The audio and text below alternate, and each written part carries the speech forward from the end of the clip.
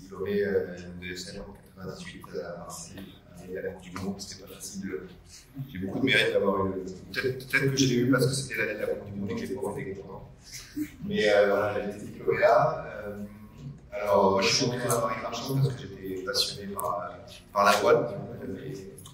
J'avais vraiment envie de naviguer et donc toutes mes pensées étaient tournées vers la mer. Et c'est plus mon père qui m'a dit, mais tu sais qu'il y a cette formation-là. Et puis j'ai accroché, puis j'ai rencontré plein de gens à l'école.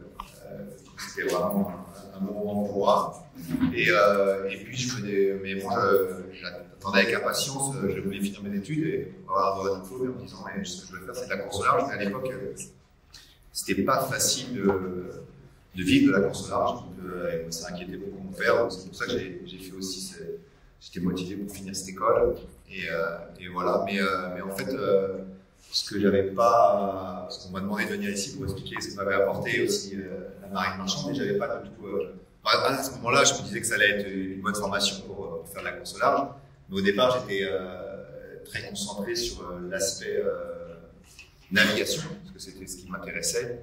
Et je pensais que c'était là que j'avais à gagner en course au large. Mais aujourd'hui, avec l'évolution du métier et puis les bateaux sur lesquels je me trouve, je vous montre un petit film aujourd'hui. Finalement, ce qui me sert presque le plus, c'est tout ce que j'ai appris à côté, cette polyvalence qu'on a développée dans tous les domaines. Parce que les bateaux sur lesquels on navigue aujourd'hui, il y a vraiment tout ce qu'on apprend ici. Il y a l'hydraulique, il y a la mécanique, il y a l'électronique, il y a les automatismes, voilà, et puis après il y a toute la partie aussi hydrodynamique qu'on n'étudie pas ici, mais qui avec tout le bagage scientifique que je comprends bien. Et puis la partie architecturale et structure qu'on avait un peu appris ici, une des matières d'ailleurs que j'avais un peu négligée, c'était la RDM, et aujourd'hui c'est presque un regret parce que je ne me suis pas assez concentré sur ces matières-là. Alors aujourd'hui ça me sert énormément, en tout cas ça me permet de discuter avec les gens qui travaillent dans mon équipe, c'est pas du chinois ce dont ils me parlent.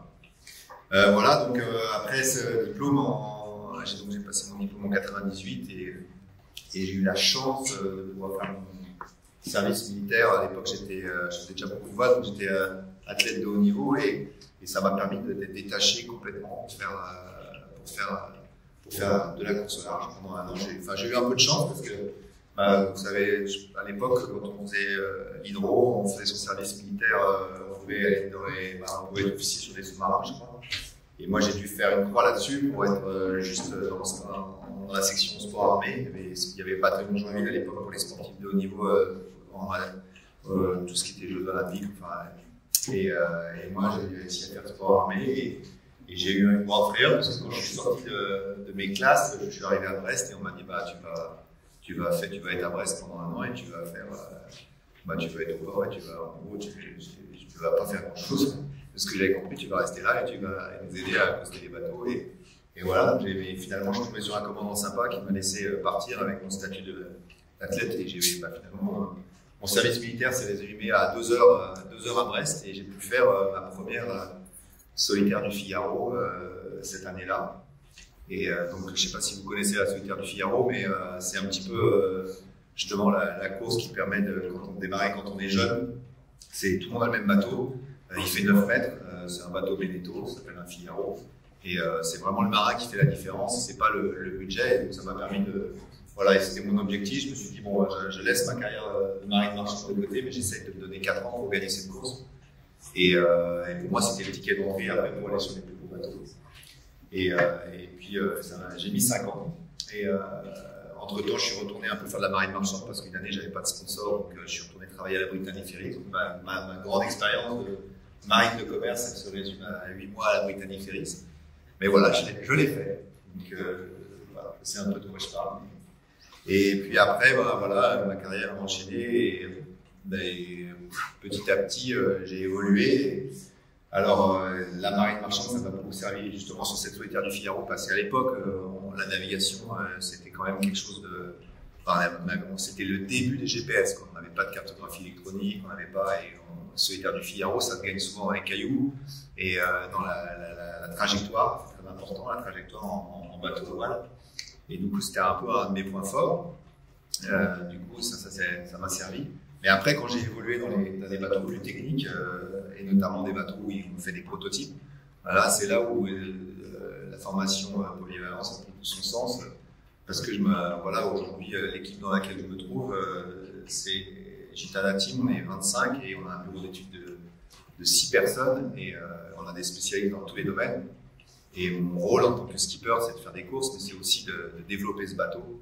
Et dans ma génération, c'est vrai qu'il y a eu quand moi, ma génération de voileux, j'étais un peu on m'appelait un peu la télo au début, parce que tous les gens qui venaient, que je croisais dans la course au large, c'était plus des aventuriers, ou des mecs qui venaient de la voile olympique, qui avaient décidé de se lancer très tôt en abandonnant leurs études.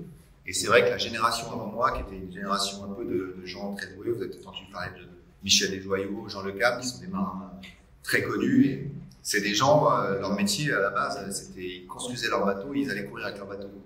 Et puis la voile s'est professionnalisée un peu avec mon arrivée, et on a commencé à avoir des équipes techniques autour, et des gens comme Michel Desjoyaux qui sont capables de mener un bateau sur une course à la victoire, mais en même temps de le dessiner, de le construire. Il y en a très peu aujourd'hui.